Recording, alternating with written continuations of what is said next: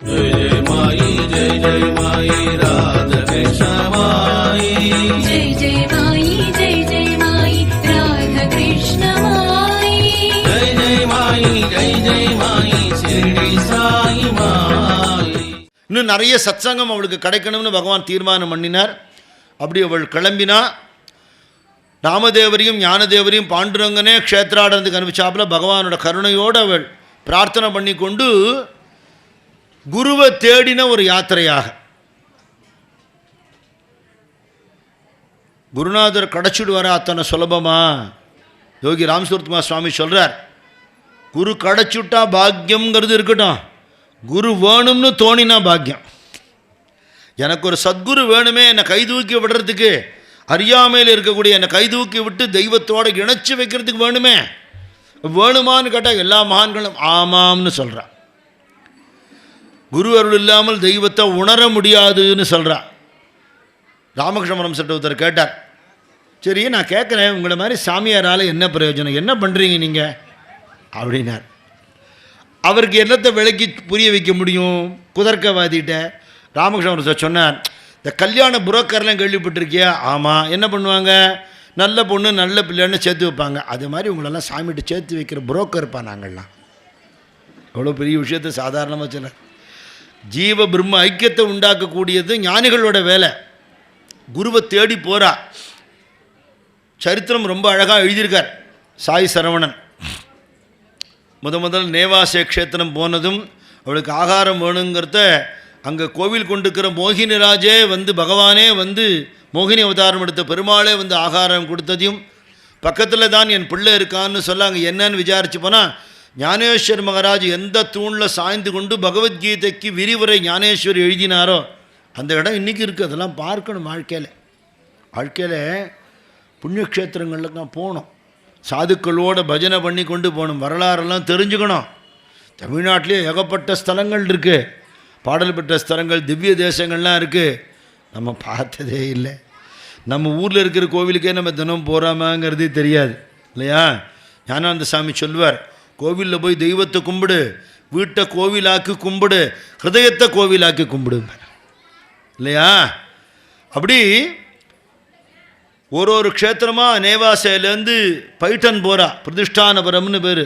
ஏகநாத் மகாராஜ் அவருடைய கொள்ளு தாத்தா பானுதாசர், இது மாதிரி மகான்கள்லாம் இருந்த வீடு இன்னும் இருக்கு. எந்த மகானுடைய குரு பக்திக்காக பாண்டுரங்கனே 3-12-36 வருஷம் எந்த வீட்டில் தொண்டு ஊழியம் பண்ணினாரோ அந்த ஏகநாதர் வீடு இன்றைக்கும் இருக்கு. 12 வருஷ காலம் தத்தாத்திரேயராக வீட்டு வாசலை வாட்ச்மேனாக கேட் கீப்பராக பகவான் இருந்தார். 12 வருஷ காலம் விட்டல்ங்கிற பேரில் பஜனைக்கு தாளம் போடுறவராக இருந்தார். 12 வருஷ காலம் கண்டியாகிருஷ்ணங்கிற பேரில் சந்தனம் அரைச்சி கொடுத்து, ஜலம் எடுத்து கொடுத்து, சமையல் பண்ணி, பூ பறித்து கொடுத்து, ஏகநாதருக்கு விசிறி விட்டு, கைகால் பிடிச்சி விட்டு, இவ்வளவெல்லாம் எதுக்குன்னா அவரோட அன்புக்கு பக்திக்கு கட்டுப்பட்டு. கண்ணன் என் சேவகன்னு பாரதியார் எழுதியிருக்காரு. அவ்வளவும் ஏகநாதர் வாழ்க்கையில் நடந்த சரித்திரம். அப்படியெல்லாம் இருந்த மகான்களோட இடத்த பார்த்து, எந்த இடத்துல ஞானேஸ்வர் மகாராஜ் பைட்டனில் வேதம் சொல்வதுங்கிறது இறைவனோட அருளால் தான் நடக்கிறது, அந்த அருளுக்கு நாம் தலை வணங்கணுமே தவிர அது ஒரு பெரிய மதிப்புன்னு நினச்சி கொண்டு தலை நிமிர்ந்து தலை கனம் வந்துடக்கூடாதுங்கிறத நிரூபணம் பண்ணின இடம். ஒரு எரும மாடையே வேதம் சொல்லும்படியாக பண்ணினார். அப்படின்னா எரும மாடு வேதம் சொல்கிற அளவுக்கு வேதத்தை தாழ்த்தலை, வேதம் சொல்கிற லெவலுக்கு எரும மாடை வசத்தினார்னு அர்த்தம். அதெல்லாம் பைட்டனில் தான் நடந்தது. இந்த இடத்தெல்லாம் ஒரு பெரியவர் சுற்றி காட்டார். இப்போ ஏகநாதரோட குருபக்தியை தெரிந்து கொண்டு உருகினார். பிரத்யக்ஷமாக தத்தாத்திரேயரை காட்டினார் ஜனார்தன சுவாமிங்கிற குருநாதர். பிரத்யக்ஷமாக பாண்டுரங்கனையே காட்டினார் கண்ணுக்கு நேரம். இப்போ நம்மளாம் ஒருத்தர் பார்த்துக்கிறாப்பில் பாண்டுரங்கனையும் தத்தாத்திரேயரும் கண்ணால் பார்த்தார் ஏகநாதர். உனக்கு திருப்தி தானேன்னு கேட்டார் ஜனார்தன சுவாமி. சந்தோஷந்தானேப்பா? சந்தோஷந்தான். சந்தோஷந்தான்னு சொல்கிறேன், அந்த வார்த்தையில் சந்தோஷம் இல்லையே. பகவானோட தரிசனம் கிடைச்சி கொடுத்த குருநாதா உங்களுக்கு நன்றின்னு சொல்ல வேண்டாமா? ஏகநாதர் சொன்னார், அவங்கெல்லாம் உங்கள் சாமி, நீங்கள் சொன்னீங்க வந்து தரிசனம் கொடுத்து மறைஞ்சு போயிட்டாங்க, எனக்கு மறைஞ்சு போகிற சாமி வேணாம், அதான் எதிர்க்க இருக்க என் சாமி எனக்கு இதே போரும், என் குருநாதர் தான் எனக்கு தெய்வம்னுட்டார். அந்த குரு பக்தியில் உருகி போயிட்டான். இது இல்லையோ வாழ்க்கை. அப்படி ஒரு ஞானி ஒரு மகானை பார்த்து இந்த மகானுக்குள்ள குரு இருக்கார், அந்த மகானுக்குள்ள தெய்வம் இருக்குது, குருவும் தெய்வமும் ஒன்றா இருக்குன்னு புரிஞ்சுக்கிற பாக்கியம் எனக்கு எப்போ கிடைக்கும் அப்படின்னு நினச்சி உருகினா. அப்புறம் அங்கேருந்து ஆலந்தி போனால் ஞானேஸ்வர் மகாராஜ் பிறந்து வளர்ந்து வாழ்ந்து ஜீவசமாதியான ஊர், அந்த இடத்துக்கு போய் அங்கேருந்து தியானம் பண்ணினா. எனக்கு ஒரு குருநாதனை குடுன்னு வேண்டிக்கிறான். துருவன் வீட்டிலேருந்து கிளம்பி போனான் காட்டுக்கு தபஸ் பண்ணுறதுக்கு. 5 வயசு குழந்தை காட்டை போய் தவம் பண்ண உட்காண்டாப்புல பகவான் வரமாட்டார். அதை கூட்டி வைக்கிறதுக்கு குருநாதர் வரணுங்கிறதுனால பகவானே நாரதரை கூப்பிட்டு அந்த பையனுக்கு போய் மந்திரோபதேசம் பண்ணி என்னை எப்படி கும்பிடுறதுன்னு சொல்லி கொடுத்துட்டு அப்போன்னு அனுப்புகிறார். தெய்வம் குருவை அனுப்பும், குரு தெய்வத்தை காட்டுவார். இதான் அங்கே வழக்கம். அப்படி குரு வேணும்னு பிரார்த்தனை பண்ணி உருகி அழறா. ஞானேஸ்வர மகாராஜ் அவளுக்கு அனுகிரகம் பண்ணினார். உனக்கு நான் குரு இல்லைம்மா, உனக்கு நல்ல குரு கிடைப்பார் மனுஷ வடிவத்தில், உனக்கு குருநாதர் பாண்டுரங்க சுரூபமாகவே குரு கிடைப்பாருங்கிற அனுகிரகமும் அவரே பண்ணினார்னு சரித்திரத்தில் சொல்லப்படுறது. இப்படியெல்லாம் நடக்குமான்னு கேட்டால், ஷிர்டி பாபாவுடைய வழிபாடு எல்லாருக்கும் கற்பித்தவர் குறிப்பாக தமிழகத்தில் நரசிம்ம சுவாமிஜின்னு ஒரு பெரிய மகான். பாபா காலத்திலேயே தான் அவர் இருந்தார். ஆனால் பாபாவை திருமேனியோடு அவர் காலத்தில் பார்க்கிற பாக்கியம் அவருக்கு இல்லை. சரி, அப்போ ஆன்மீகம் இல்லாமல் இருந்தாரோன்னா ரமண மகர்ஷி கூடவே இருந்தார். சேஷாத்ரி சுவாமிகளை பார்த்துருக்கார். ஏகப்பட்ட மகான்களோட பழகியிருக்கார். சாமானியப்பட்ட மகான்கள் இல்லை, அவ்வளோ பெரிய உயர்ந்த பிரம்ம ஞானிகள். ஆனால் ரமண மகர்ஷி சொன்னார், உமக்கு நான் குரு இல்லை, உமக்கு வடக்க இருக்கார், அங்கே போங்கன்னு விட்டார். அப்புறம் கண்ணால் பார்க்காத பாபாவை உணர்ந்து சரணாகதி பண்ணி பாபாவோட தரிசனமும் கிடச்சி வயசான காலத்தில் பாபாவை உணர்ந்து கொண்டு தன்னுடைய வெஞ்சின வாழ்நாளில் அவரை ஊர் ஊராக போய் பரப்பினார்னு அவரோட சரித்திரம் இருக்குது. நீங்கள் நாமெல்லாம் ஷிர்டி பாபாவை கும்பிடுறதுக்கு அவரும் ஒரு முக்கியமான காரணம். அப்படி குரு வேணுங்கிற ஒரு ஏக்கம் இருக்கணும்.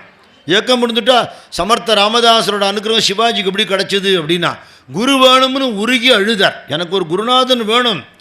எப்போவோ வாழ்ந்து மறைஞ்ச குருநாதராக இருந்தால் கூட அழுதால் உன்னை பெறலாமேன்னு உருகினா குரு தரிசனம் கொடுப்பார். துக்காராம் மகாராஜ் வைகுண்டம் போனதுக்கப்புறம் அவரை பார்த்துருக்கார் நீலோபா மகாராஜ். வைகுண்டத்துக்கு போன மகான்களை திருப்பியும் வரவழைச்சு பார்க்க முடியும்னு பார்த்துருக்கார்கள் மகான்கள்லாம். அது மாதிரி குருக்காக பிரார்த்தனை பண்ணி அழுத ஞானேஸ்வர் மகாராஜ் அனுகிரகம் பண்ணினார். தேகுவுக்கு வந்தால் துக்காராம் சுவாமி தபஸ் பண்ண இடத்துக்கு போனால் அப்படி இந்த இடத்துக்கெல்லாம் போய் வேண்டிக் கொண்டு திருப்பியும் தன் ஊருக்கே வந்துட்டா. இப்போ யாத்திரை கிளம்பும் போது ஒரு பாகவதர் வடிவத்தில் பாண்டுரங்கனே வந்து துளசி மாலையை கொடுத்தாருன்னு சரித்திரத்தில் காணப்படுறது. யாத்திரைக்கு போயிட்டு வந்துட்டேன், வெறுங்கையோடு திரும்பி வந்தேன், குரு கிடைக்கல அப்படிங்கிறது இல்லை விஷயம். என்ன, குரு வேணுங்கிற ஏக்கம் அதிகமாகிடுது. குரு வேணுங்கிற தாபம் மிக மிக அதிகமானது. அப்படி மனசில் அந்த உருக்கம் இருந்து பிரார்த்தனை பண்ணி கொண்டிருக்கும் பொழுது நானா சந்தோர்கருங்கிற பக்தர், அவர் அரசாங்க உத்தியோகத்தில் இருக்கிறவர், பண்டரிபுரத்துக்கு அவருக்கு மாற்றல் ஆகிறது. அதுக்கு முன்னாடி பாபாவோட அனுகிரகம் பெறுவதற்காக அவர் ஷிரடிக்கு வரார்.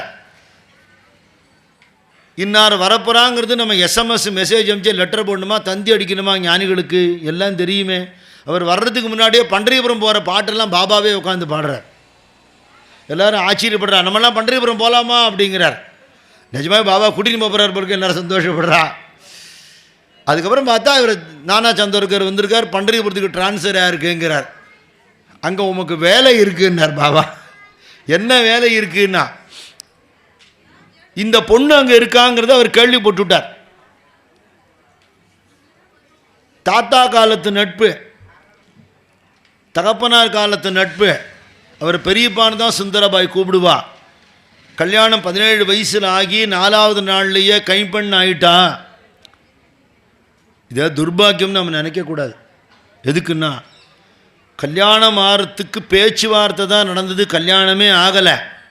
கலிப்பகைன்னு ஒரு பெரிய சிவபக்தர் இருக்கார், பெரிய சேனாதிபதி. அவர் உன்னை கல்யாணம் பண்ணிக்க ஆசைப்படுறாருமா, நாங்கள் சம்மதம்னு சொல்லிட்டோன்னு புகழனாரும் மாதினியாரும் சொன்னா திலகவதிகிட்ட. உங்கள் சம்மதம்பா, எனக்கு என்ன அபிப்பிராயம் இருக்குதுன்னு சொல்லிட்டா. அவர் யுத்தத்துக்கு போயிட்டு திருப்பி வந்து கல்யாணம் வச்சுக்கலான்னு சொல்லியிருக்காருனா சரிப்பான்னுட்டா. யுத்தத்துக்கு போன இடத்து கலிப்பகையார் காலமாட்டார், சிவபதவி அடைஞ்சுட்டார். இவளுக்கு 15 வயசு கூட ஆகலை. கல்யாணம் நிச்சயதார்த்தம் ஆகலை, கல்யாணம் ஆகலை, வெறும் பேச்சுவார்த்தை தான். அவர் காலமாட்டான்னு காதில் விழுந்த உடனேயே வெள்ளப்படவை எடுத்துக்கொண்டு விபூதி இட்டுக்கொண்டு கைம்பெண் கோலத்துக்கு போயிட்டாள்னு அவர் சரித்திரம் சொல்கிறது. அவளை யாரும் அப்படி பண்ண சொல்லி நிர்பந்தம் பண்ணலை. கணவன் இறந்து போயிட்டான் இப்படி இருக்கணும்னு யாரும் கட்டாயப்படுத்தலை.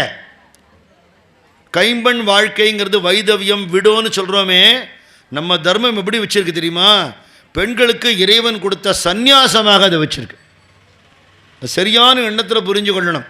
அப்படி அவள் தவ வாழ்க்கை இன்னொருத்தர் கல்யாணம் பண்ணிட்டு இருக்கலாமே, அவள் பணக்கார விட்டு பொண்ணு வேறு, நல்ல சொத்து பத்து இருந்துன்னு பெரிய புராணம் சொல்கிறது. அப்படி இருந்ததுனால சமண மதத்துக்கு போன தம்பியை திருப்பியும் இழுத்து திருநாவுக்கரசராக மாத்திர வல்லமை கிடச்சிது இல்லையா? அவடைய காண் ஒரு அம்மா சரித்திரம், செங்கோட்டை ஸ்ரீதர் ஐயாவோட பக்தை. விவரம் தெரியறதுக்கு முன்னாடி கல்யாணம் ஆகி கல்யாணம் ஆனதே புரியல, வீட்டுக்காரன் போனதும் தெரியல, அப்போ பெரிய பொண்ணாகவே ஆகலை. அதுக்குள்ளே எல்லாமே முடிஞ்சு போச்சு. மொட்டை அடிச்சுட்டாங்க, காவி துணி உடுத்தி தனியாக ரூமில் இருக்கணும், ஒரு வேளை தான் சாப்பிடணும், தரையில் தான் படுக்கணும். இதெல்லாம் கொடுமைன்னு நமக்கு தோன்றது இல்லை. இது துறவிகள் வாழ்க்கைங்கிறத நம்ம புரிஞ்சுக்கணும். காஞ்சி பெரியவர் போய் கேட்டாங்க, இப்படியெல்லாம் இருக்கே இது நியாயமானு. பெரியவர் சொன்னார், இப்போ நீங்கள்லாம் கலராக ட்ரெஸ்ஸு போட்டுருக்கீங்க, நான் காவி தான் உடுத்தின்னு இருக்கேன். நீங்களாம் அழகாக தலைமுடி வச்சுருக்கீங்க, நான் மொட்டை அடிச்சுட்டு இருக்கேன். ஒரு வேளை தான் சாப்பிட்ணும், பிக்ஷு எடுத்து தான் சாப்பிட்ணும், தரையில் தான் படுக்கணும். இப்படி நான் இருக்கிறதுனால எனக்கு தாழ்வா உயர்வான்னு கேட்டேன். இல்லை இல்லையா? அதை ஏற்றுக்கொள்கிற விதம் தான் இருக்கு இல்லையா?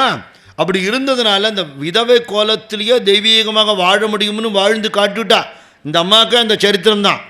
காரக்கலமையார் சரித்திரம் என்னவோ, மீராபாய் சரித்திரம் என்னவோ, கானோபாத்ரா சரித்திரம் என்னவோ, ஜனாபாய் சரித்திரம் என்னவோ, சாரதா தேவி சரித்திரம் என்னவோ, எல்லாத்தையும் சேர்த்தா ராதாகிருஷ்ணமாயி. அவ்வளோதான். இத்தனை சரித்திரமும் சேர்த்து ஒரு சரித்திரம் உண்டுன்னா ராதாகிருஷ்ணமாயின்னு சொல்லணும். நானா சந்தர்கருடைய மகளும் சின்ன வயசுலேயே கல்யாணம் ஆகி விதவை ஆயிட்டா. அதனால் அச்சோ பாவம் இந்த பொண்ணுக்கு ஒரு ஆறுதல் சொல்லுவோமே அப்படிங்கிறதுக்காக போனார். அவள் எங்கே இருக்கான்னு விசாரிச்சா. சுந்தராபாயின்னு ஒரு பொண்ணு இந்த ஊரில், வேறு ஊர்லேருந்து இந்த ஊருக்கு வந்திருக்கா. அவளுக்கு என்ன ஒரு 17 20 வயசுக்குள்ளே இருக்கும், ரொம்ப வருஷம் முன்னாடி பார்த்தது அப்படின்னு அடையாளமோ சொல்லிட்டு ஒரு பொண்ணு வந்திருக்கா, இப்போ கொஞ்ச நாள் இந்த ஊரில் தான் இருக்கா, தான் வீடு. கதவை தட்டினா கோழி பிக்கு தான் கதவை திறந்தா. இவரை பார்த்த உடனே பெரியப்பா வாங்குவோங்கிறா. நீ யாருன்னு எனக்கு தெரியாது, நான் யாருன்னு உனக்கு தெரியாது, என்ன எப்படி கூப்பிட்டேன் நீ? இல்லை எங்கள் அக்கா சொல்லுவா. யார் உங்கள் அக்கா? சுந்தராபாய். இங்கே தான் இருக்காளா? ஆமாம், மாடியில் இருக்கா, தியானம் பண்ணி கொண்டிருக்கா. உங்களை பற்றி சொல்லியிருக்கா, அவங்க அடையாளங்கள்லாம் சொல்லியிருக்கா, உங்களுக்கு அவன் மேலே எவ்வளோ அன்புன்னு சொல்லியிருக்கா. அவங்கள பெரியப்பான்னு தான் சொல்லுவா. அந்த அடையாளம் உங்களுக்கு ஒத்து போகிறதுனால நானே கூப்பிட்டு விட்டேன்னு. என்னப்பா ஆரம்பமே இப்படி இருக்கேன்னு நினச்சிட்டார் அவர். அப்புறம் காத்திருந்தா மாடியில் போய் பூஜை முடிகிற நேரத்தில் போய் பார்த்தா இந்த பொண்ணுக்கு ஆறுதல் சொல்கிற நிலைமை இல்லை, அவள்கிட்டேருந்து ஆசீர்வாதம் வாங்குகிற நிலைமையில் இருக்கா. அவள் அந்த தவ வாழ்க்கையினால் அத்தனை உயர்ந்த நிலையில் இருக்கா. ஏகநாத பாகவதம் பாராயணம் பண்ணுறது, ஞானேஸ்வரி பாராயணம் பண்ணுறது, அபங்கம் படிக்கிறது, ஜபம் பண்ணுறது, பாண்டுரங்கனை வழிபடுவதுன்னு அப்படி தெய்வீகமான நிலையில் இருக்கா. அவளுடைய வாழ்க்கை முறையெல்லாம் தெரிந்து கொண்டார், ரொம்ப சந்தோஷப்பட்டார். அம்மா எல்லாம் உங்கள்கிட்ட பரிபூர்ணமாக இருக்கு, ஒன்றே ஒன்று வேணும். பன்னரும் வேதங்கள் படித்து உணர்ந்தாலும் குருவருள் இல்லையேல் திருவருள் இல்லைன்னு சொல்லியிருக்கு. அந்த குருநாதருடைய அருள் உனக்கு கிடைக்குமானால் உன்னுடைய பக்தி பரிபூர்ணமாயிடும். இந்த குருவை தேடி தான் நான் ஊரெல்லாம் சுற்றிட்டு திருப்பி வந்திருக்கேன். பாண்டவங்கன்னே சொல்லியிருக்கார், குருவாக நானே வருவேன்னு சொல்லியிருக்கார். அதுக்காக காத்து கொண்டிருக்கேன். எந்தெந்த ஊருக்கெல்லாம் போனேன்னு எல்லாம் சொன்னா. நீ கஷ்டப்பட வேண்டாமா, பகவானே குரு வடிவத்தில் வந்திருக்கார். எங்கே? ஷிரடிங்கிற ஊரில் இருக்கார். ஒரு பார்க்கறதுக்கு ஒரு வயசான ஏழை ஃபக்கீராக முஸ்லீம் சாதுவாக தென்படுவார். ஏமாந்துடக்கூடாது, ஏமாந்துடக்கூடாது. பழகி பார்த்தால் தெய்வம்னு தெரிஞ்சுக்கலாம். நீ ஒரு முறை வந்து எங்கள் சாயியை பாருன்னு. சரின்னு இவ சொல்லலை.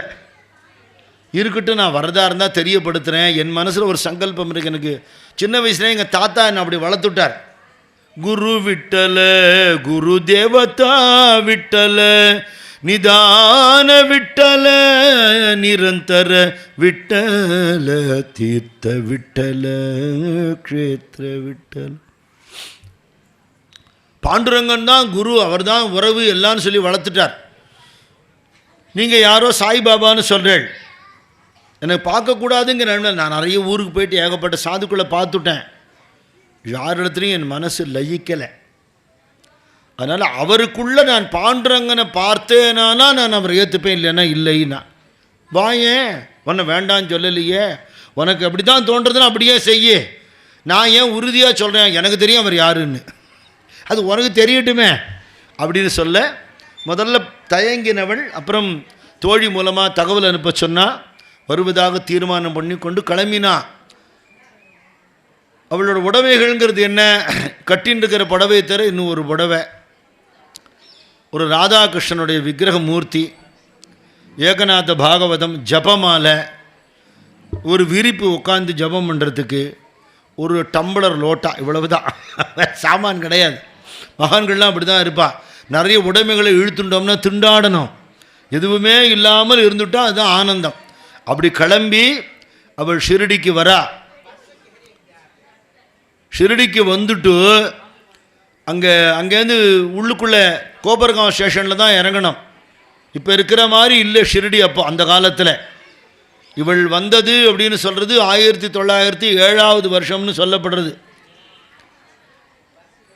எந்த வசதிகளும் இல்லாத, ஆரோக்கியம் இல்லாத, சுகாதாரம் இல்லாத, வியாதி வெக்கை நிறைந்த, வறுமை கோட்டில் இருக்கிற மக்கள் நிறைந்த அப்படி ஒரு ஊரில் தான் பாபா போய் இருந்தார். ஏன்னா சரியில்லாத இடத்துக்கு போய் தானே சரி பண்ணணும், அதுக்கு தானே ஞானிகள் போவா. அப்படி தானே அவர் அங்கே இருந்தார். இது கூட்டி கொண்டு போகக்கூடிய இந்த வண்டி ஓட்டுற பையன் கிஷன்கிற பையன், அவனுக்கும் பாபாவுக்கும் இருக்கக்கூடிய ஒரு அன்பு உறவுகள்லாம் சொல்கிறான். சின்ன பசங்கள்கிட்ட பாபா என் கூட கோலி விளையாடுவார்னா. தபோவந்த ஞானானந்த சாமி பெரிய மகான், அத்வைத ஞானி, காலக்கணக்கில்லாத வாழ்ந்த சித்த புருஷர்னு நம்ம போகிறோம். அங்கே உள்ளவாள்லாம் சின்ன வயசில் சாமியை பார்த்து நாங்கள் சாமியோட கோலி விளையாடிருக்கோம், கில்லி விளையாடிருக்கோம், ஓடி பிடிச்சி விளையாடிருக்கோங்கிறா. உலக வாழ்க்கையே விளையாட்டாக நினைப்பா, விளையாட்டை சீரியஸாக விளையாடுவா, ரெண்டும் வாழல முடியும். பாபாவோடைய பெருமைகள்லாம் சொல்லி அவன் தன்னோட வயசுக்கு ஏற்றாப்பில் சின்ன பையன் சொல்ல சொல்ல ஒரு சுவாரஸ்யமாக கேட்டுக்கொண்டே போகிறான். யாரோ மகான் இல்லைங்களே, அவர் மகான் இல்லைன்னு சொல்லலை, எனக்கு அவர் குருவாக என் பாண்டுரங்கனாக காட்சி கொடுத்தால் மட்டுமே ஏற்றுக்கொள்வேன் அப்படிங்கிற எண்ணத்தோடு போகிறான். இந்த கதையை இப்போ தான் ஆரம்பிச்சிருக்கேன், ஆனால் ரொம்ப நேரம் சொல்ல மாட்டேன். பாபாவை தரிசனம் பண்ணுறதோடு நான் நிறுத்திக்கிறேன். இந்த வருஷம் அதுதான் சாத்தியம். தொடர்ந்த நிகழ்ச்சிகள் இருக்குது. குரு தரிசனம்ங்கிறதோடு நான் நிறுத்திக்கிறேன். சரியா? அங்கே வந்து சந்தியாகால நேரம் ஆகிடுத்து. பாபா யாரையோ எதிர்பார்த்து கொண்டு இருக்கார். யாரை எதிர்பார்க்குறாருன்னு தெரியல. துக்காராம் மகாராஜோட அபங்கத்தில் வரும், எல்லார் கண்ணுக்கும் பாண்டவன் இப்படி தெரிகிறான், இடுப்பில் கையை வச்சுட்டு, என் கண்ணுக்கு இப்படி தெரிகிறாங்கிறார். என்ன? பாப்பமாஜ தீனநாத வாட்ட பக்தாச்சி பாகத்தா வாட் பாப்பமாஜ தீனநாத. பாண்டுரங்கன் வழிமேல் விழி வைத்து காத்து கொண்டிருக்கிறான். யாருக்குன்னா உண்மையான பக்தியோட ஒரு ஜீவனாவது வராதா அப்படின்னு பகவான் காத்துருக்காங்க. அப்படி வரக்கூடிய ஜீவனுக்கு தெய்வமும் குருவும் காத்துருப்பா. சந்தியாகால நேரம் துவாரகாமாயி மஸ்ஜித்தில் விளக்கெல்லாம் ஏற்றி வச்சிருக்கு. பாபா உட்காந்துருக்கார். ஒரு சில முக்கியமான பக்தர்கள்லாம் அங்கே இருந்துருக்கா. பாபா அவளை தான் எதிர்பார்த்துருக்கார். அவள் வரப்போகிறாங்கிறது கடிதம் எழுதினதுனால நானாச்சந்தருக்கு தெரியும், வேறு யாருக்கும் தெரியாது. பாபாவுக்கு அவர் பகவான்கிறதுனால தெரியும்.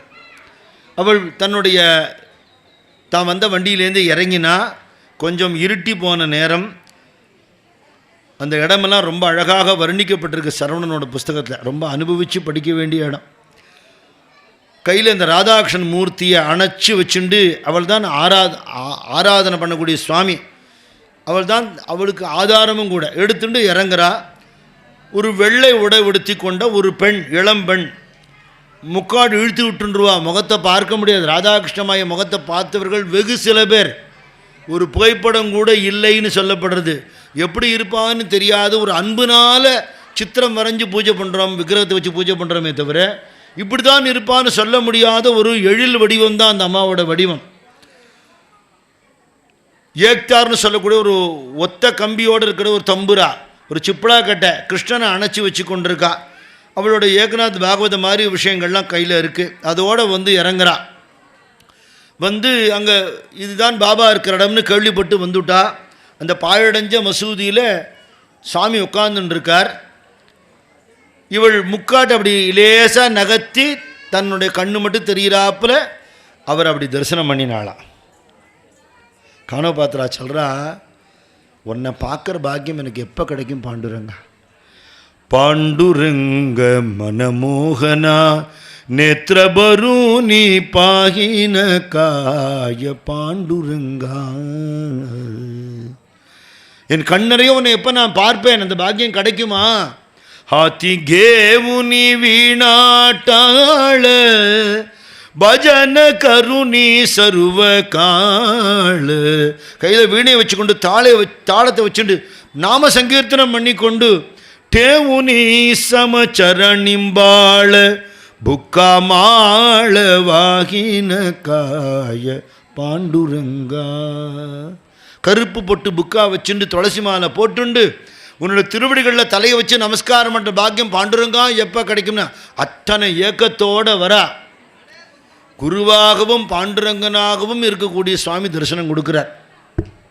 கோவிந்தபுரத்தில் இருக்கக்கூடிய நம்ம பாதுகா மண்டபத்துக்கு என்ன, இந்த ட்ரஸ்ட்டுக்கு என்ன பேர்? குரு விட்டல் சேவா ட்ரஸ்ட்னு தான் பேர். குருவும் பாண்டுரங்கனும் ஒன்றுங்கிறது தான் நம்மளோட சம்பிரதாயமே. ஞானானந்த சுவாமி அவரோட குருவை பண்டரிபுரத்தில் தான் தரிசனம் பண்ணினார். அதனால் பண்டரிபுரம் நமக்கு குருஸ்தானமே தான். இந்த சத்சங்கம் முடிஞ்ச உடனேயே உங்களுக்கு எல்லாருக்கும் ஞானானந்த சுவாமிக்கும் பாண்டகமும் இருக்கக்கூடிய ஒரு திருவுருவம் கொடுப்போம். எல்லாரும் வாங்கிக்கணுங்கிற அவசியம் இல்லை. யாருக்கு வேணுமோ வச்சுக்க முடியுமோ அவள் மட்டும் வாங்கிக்கணும். வாங்கிட்டு தூக்கி போட்டுறக்கூடாது. இந்த பாதுகா மண்டபத்தோடைய அறப்பணிகளை பற்றின ஒரு நோட்டீஸும் நம்ம கொடுப்போம். சந்தர்ப்பம் வரதுனால சொல்கிறேன். குருவும் விட்டலுமா இருக்கிற அந்த ஒரு வடிவத்தை பார்க்கறதுக்காக அப்படி நிமிந்து பார்க்கிறா. பிரம்மானந்த சுவாமி சொல்கிறார், குருநாதனை பார்த்த மாத்திரத்தில் உன் பாவம் போயிடுத்துங்கிற.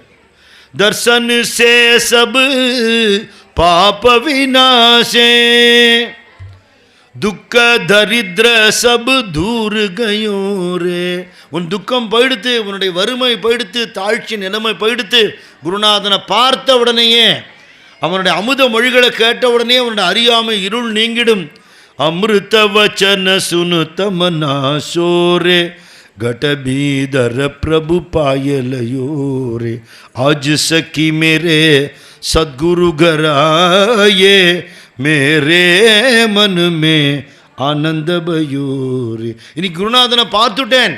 என் வீட்டுக்கு சாமி வந்தா ஆனந்தம், அவர் வீட்டுக்கு நான் வந்துட்டேன் பரமானந்தம். என்னுடைய இத்தனையோ பிறவிகளாக இருந்த அத்தனை சந்தேகங்களும் தீர்ந்துடுத்துன்னு பகவானை பார்த்து தரிசனம் பண்ணுறா. சரித்திரத்தில் நம்ம லக்ஷ்மி அம்மா எழுதின சரித்திரத்துலையும் 2 பாட்டு குறிப்பிடப்பட்டிருக்கு. அதில் மீராபாயோட ஒரு பாட்டு, சாக்கரு ரா கோஜி மனே சாக்கரு ரா கோஜின்னு ஒரு பாட்டு.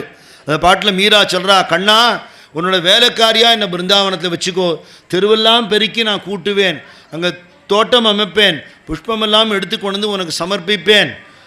என்ன வேலை சொன்னாலும் செய்கிறேன், எனக்கு சம்பளம் வேண்டாம், உன் தரிசனம் போரும், உன்னுடைய நாமத்தை சொல்கிற பாக்கியம் போரும். பக்திங்கிற ஒரே ஒரு விஷயத்தை எனக்கு பரிசாக கொடு கண்ணா, நான் வேறு ஒன்றுமே உன்னை கேட்கலேங்கிறா. அந்த பாட்டை ராதாகிருஷ்ணமாயி பாடினா. ராதாகிருஷ்ணமாயிங்கிற பேர் இனிமேல் தான் வைக்க போகிறார் பாபா, சுந்தராபாய் தான். அதுக்கப்புறம் பாண்டுரங்கன் அத்தனை பக்தாளியும் ஒரு குழந்தைகளை ஏற்றி கொண்டிருக்கிற ஒரு தாயார் போல அங்கே கொண்ட வச்சுருக்கேன். இப்போ அந்த சுவாமியை மேலே இந்த கோலம், இதுக்கான ஒரு பாட்டு இருக்குது, ஜனாபாயோட பாட்டு. விட்டுமாசாலே குருவாலா சங்கலே குராச்சா மேளா சங்கலே குராச்சா மேளா சங்கலே குராச்சா மேளா.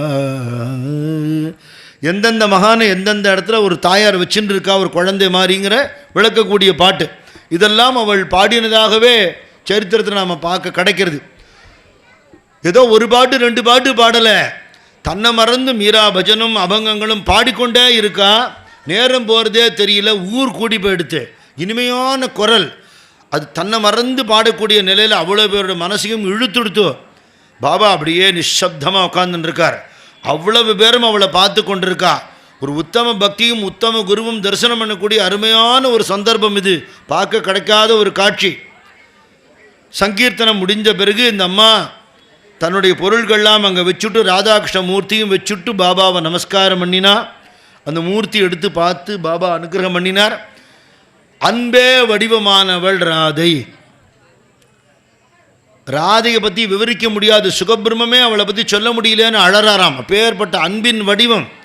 ராதையுடைய கருணை இருந்தால்தான் பிருந்தாவனம் போக முடியும், கண்ணனோட கருணை கிடைக்குங்கிறதுனால எதையும் எதிர்பாராத ஒரு அன்பு, அதுதான் ராதை. அந்த ராதையும் கண்ணனும் கலந்திருக்கிற அன்பும் அருளும் கலந்திருக்கிற அந்த மூர்த்தியை பார்த்த உடனேயே அவளுக்கு ராதா கிருஷ்ணின்னு கூப்பிட்டார் பாபா. அப்புறம் ராதா கிருஷ்ண மாயின்னு பேர் வச்சார். அதுதான் அம்மாவுக்கு அவர் கொடுத்த தீக்ஷா நாமமாக. ராதையுடைய எதையும் கலக்காது எதிர்பாராத ஒரு அன்பு அம்மாட்ட இருந்தது. கண்ணபெருமான் ராதைக்கு அருள் பண்ணின மாதிரி பாபா அவளுக்கு அனுகிரகம் பண்ணினார். பாண்டுரங்கனாகவே தரிசனம் கொடுத்தார்னு சொல்கிறது சரித்திரம். பாண்டுரங்கனை பார்த்தா தான் ஏற்றுப்பேன்னு சொன்னான். அப்படி பாபாவை அவள் ஏற்றுக்கொண்டாள், அவளை பாபா ஏற்றுக்கொண்டார். சாரான்னு சொல்லக்கூடிய பள்ளிக்கூடம் இருந்த இடத்துல போய் அவள் இருக்க சொன்னார். அந்த இடத்துல அவள் எல்லாருக்கும் ஞான போதனை பண்ணினாள். அவள் மூலமாக பக்தி தெரிந்து கொண்டு, ஞானம் தெரிந்து கொண்டு, குரு சேவைனா எப்படி பண்ணணும்னு தெரிந்து கொண்டு, யோக விஷயங்கள் தெரிந்து கொண்டு, வாமன் மகராஜ், ரேகே மகராஜ், இந்த மாதிரி நிறைய பேர் அவளோட அருளுக்கு, அம்மாவோட அருளுக்கு பாத்திரமானவர்களுடைய பட்டியல் வரலாறு தனியாகவே இருக்குது. இன்றைக்கி அகிலாண்ட கோடி பிரம்மாண்ட நாயக சச்சிதானந்த சாயிநாத் மகராஜ்னு சொல்கிறோமா, இதை முதல்ல உண்டாக்கினது, இந்த கோஷத்தை உண்டாக்கினது அம்மா. பாபாவுக்கு 4 வேளை ஆரத்தி நடக்கிறது, காக்கடா ஆரத்தியிலேருந்து இல்லையா, தூபாரத்தியிலேருந்து சயன ஆரத்தியிலேருந்து எல்லாம் நடக்கிறது. இவ்வளவும் அவதான் காரணம். அவருக்கு சாவடி போகிறத ஒரு ஊர்வலம் நடக்கிறது. இதெல்லாம் நம்ம இன்றைக்கி பார்க்குறோம். இன்றைக்கி நாம் பார்க்கக்கூடிய ஷிரடி அவளுடைய சங்கல்பத்தினால் உண்டானது. ஷிரடி க்ஷேத்திரம் இன்றைக்கி உலகம் பூரா தெரியும். பாபாவை உலகம் பூரா தெரியும்னா அதுக்கு விதை போட்டு உழைச்சி மான அவமானம் பார்க்காமல் தன் வாழ்க்கையே தியாகம் பண்ணி கொண்டு யோக நிலையில் அவரோட கலந்துட்டா அந்த அம்மா. அப்படிங்கிறது அவளோட சரித்திரம். 9லேருந்து 10 வருஷத்துக்குள்ளே தான் அவளோட சேவை. எத்தனை வருஷம் சேவை பண்ணுறோம்னு இல்லை, எப்படி பண்ணுறோம், என்ன எண்ணத்தோடு பண்ணுறோம்னு முக்கியம். அப்படி ஒரு கர்ம யோகினியாக, ஒரு பக்தி யோகினியாக, ஞான யோகினியாக, ஒரு சத்குருவாக உலகத்துக்கு சாயி பக்தி சம்பிரதாயத்தை காட்டினவளாக இருந்த ராதாகிருஷ்ணமாயி இன்றைக்கும் சூக்ஷ்ம ரூபத்தில் இருக்கா. இங்கே வழிபடக்கூடிய அர்ச்சாவதார ரூபத்திலே இருக்கா. அவளுடைய சரித்திரத்தை மிக மிக மிக சிறிய அளவில் முதல்ல சரித்திரம் சொல்கிறதுக்கு அவகாசம் வேணும், பாட்டு பாடுறதுக்கு அவகாசம் வேணும், கேட்குறவாள்லாம் அமைதியாக இருக்கணும். இதெல்லாம் சேர்ந்தால் தான் கதை சொல்ல முடியும் இல்லையா. அதை சேர்ந்து பாடினா நீங்களும் கத்தலாம், நானும் கத்தலாம், கத்தல் சரியாக போயிடும். 2 பேர் கதை கேட்டாலும் அந்த 2 பேர் அமைதியாக இருந்து கேட்கணுங்கிறது விஷயம். கேட்ட மட்டுக்கும் ரொம்ப சந்தோஷம். அந்த நம்ம சாயி சரவணன் ரொம்ப அருமையாக அந்த சரித்திரத்தை எழுதியிருக்கார். இப்போ சந்தர்ப்பம் கிடைக்கிறதுனால அவர்கிட்ட சொல்ல வேண்டிய விஷயத்தையும் உங்கள்கிட்டயே சொல்லிடுறேன். எவ்வளவுக்கு எவ்வளவு எளிமைப்படுத்தப்பட்டு ஒரு புஸ்தகம் கிடைக்கிறதோ அந்த அளவுக்கு மக்களை சென்று அடையும். அதில் ஏன்னா மகாராஷ்டிரா மொழியில் எழுதப்பட்ட சரித்திரம், சம்ஸ்கிருத வார்த்தைகள் இருக்கிற சரித்திரம், தமிழில் நமக்கு ஏற்றாப்பில் அது எவ்வளோக்கெவ்வளோ எளிமைப்படுத்தி நிறைய எளிமைப்படுத்தி கொடுத்துருக்கார். இன்னும் எளிமைப்படுத்தி எல்லா மக்களும் அதை தெரிந்து கொண்டு பாகவதம் சப்தாகம் பண்ணுற மாதிரி, ராமாயணம் நவாகம் பண்ணுற மாதிரி ராதாகிருஷ்ணமாயி சரித்திரத்தையே நவாகமாக சப்தாகமாக பண்ணணும். அதில் உள்ள ஒரு விஷயத்தையும் அதில் உள்ள பாடல்களோடு அப்படி அனுபவித்து சொல்லும் பொழுது 4 பேர் இருந்தால் போகிறோம், 2 பேர் இருந்தால் போகிறோம். அந்த 2 பேர் சத்தம் போடாமல் இருக்கணும், அமைதியாக இருக்கணும். உள்ளேயும் அமைதி, வெளியிலையும் அமைதி. அப்படி இருந்தால் தான் உபன்யாசம் பண்ண முடியும். சத்தம் சச்சரவு இருந்த இடத்துல பிரவச்சனம் பண்ண முடியாது, ரொம்ப கஷ்டம். ஆனால் அப்படி தான் இந்த சரித்திரத்தை அனுபவிக்கணும். ஒரு பெண்மணி எப்படி வாழணும், எப்படி பக்தி பண்ணணும், குரு அருளுக்காக எப்படி ஏங்கணும், அந்த அருள் நமக்கு எப்படி கிடைச்சிருந்தா அது எப்படி நமக்கு மட்டும் பயன்படுத்திக்காமல் கூடி இருந்து குளிர்ந்தேலுவர் எம்பாவாயின்னு அவ்வளோ பேருக்கும் பயன்படும்படியாக எப்படி பண்ண முடியும். ஒரு சாதாரண கிராமத்தை ஒரு க்ஷேத்திரமாக எப்படி ஆக்க முடியும். நம்ம கண்ணுக்கு சாதாரண தெரிகிற ஒரு ஏழை பிச்சைக்காரன் போல ஃபக்கீர் போல தென்படக்கூடியவர் ஒரு பகவத் சுரூபங்கிறத உலகத்துக்கு தான் உணர்ந்து எப்படி உணர்த்த முடியும் அப்படிங்கிற முறையெல்லாம் காட்டின அந்த தாயாருக்கு நம்முடைய சிறந்தாழ்ந்த வணக்கங்களை தெரிவித்து கொண்டு, அம்மா யாரெல்லாம் தன்னுடைய மானசீக ஆதர்ச புருஷர்களாக நினச்சாலோ அந்த ஞானேஸ்வர் மகாராஜ் அவருடைய ஆராதனை நாளன்னைக்கு வருது. ஏகநாத் மகாராஜால் தான் அந்த அதிர்ஷ்டானம் நமக்கு கிடைச்சது. இவாள்லாம் அம்மாவுக்கு ஆதர்ச புருஷர்களாக இருந்தவர்கள். அடுத்து நம்மூர் ஐயாவாளோடது அமாவாசை அன்னைக்கு வருது. இந்த மகான்களுடைய நாட்கள் நிரம்பின இந்த தருணத்தில் ராதாகிருஷ்ண மாயை பற்றி நினைக்கிறதே ஒரு பெரிய பாக்கியம். இந்த பாக்கியத்தை எனக்கு கொடுத்த இந்த சாயி மந்திரை சேர்ந்த அவ்வளவு பேருக்கும் என்னுடைய சாஷ்டாங்க நமஸ்காரங்களை தெரிவிச்சுக்கிறேன். நமக்கெல்லாம் குருவருள் கிடைக்கட்டும், திருவருள் கிடைக்கட்டும். குருநாதருக்காக வாழ்வதும் குருநாதருடைய சம்மதமாக ஓரோரு உயிருக்குள்ளேயும் குருநாதர் இறைவன் இருக்காருங்கிற உணர்வோடு எல்லோரிடத்திலும் இனிமையாக பேசி பழகி தொண்டு செய்து வாழக்கூடிய அன்புமயமான வாழ்க்கையை நமக்கு அமையட்டும்னு நான் பகவானை பிரார்த்தனை பண்ணிக்கிறேன். ஞானானந்த பாதுகா மண்டபத்தை பற்றின ஒரு அறிவிப்பு நோட்டீஸு எல்லாருக்கும் கொடுப்பா. சுவாமியும் பாண்டகனும் இருக்கக்கூடிய ஒரு திருவுருவத்தை எங்கிட்ட கேட்டு விருப்பப்படுறவாளுக்கு மட்டும் நான் கொடுப்பேன். அதை வாங்கி நீங்கள் பூஜையில் வச்சுக்கலாம். கோவிந்தபுரத்துக்கு சுவாமி தரிசனம் பண்ணலாம். உங்களால் முடிஞ்ச தொண்டுகளை அந்த சன்னதிக்கும் பண்ணலாம். அவர் முரளிஜி சொன்ன மாதிரி எல்லா குருவுக்குள்ளேயும் நம்ம குருவை பார்க்கணும், எல்லா தெய்வத்துக்குள்ளேயும் நம்ம குருவை பார்க்கணும், எல்லா ஜீவனுக்குள்ளேயும் நம்ம குருவை பார்க்கணும். பார்க்குற இடமெல்லாம் குருநாதனையே பார்க்கணும். இந்த நிலைமை நமக்கு எப்போ வருதோ அப்போ தான் பக்திங்கிறது பூர்ணமான ஆரோக்கிய நிலையை அடைஞ்சிடுத்துன்னு அர்த்தம். அது கிடைக்கிறதுக்காக அம்மையப்பனா நிற்கிற குருநாதனை பிரார்த்தனை பண்ணிக்கிறேன். சத்குருநாத் மகாராஜ் கி ஜெய்.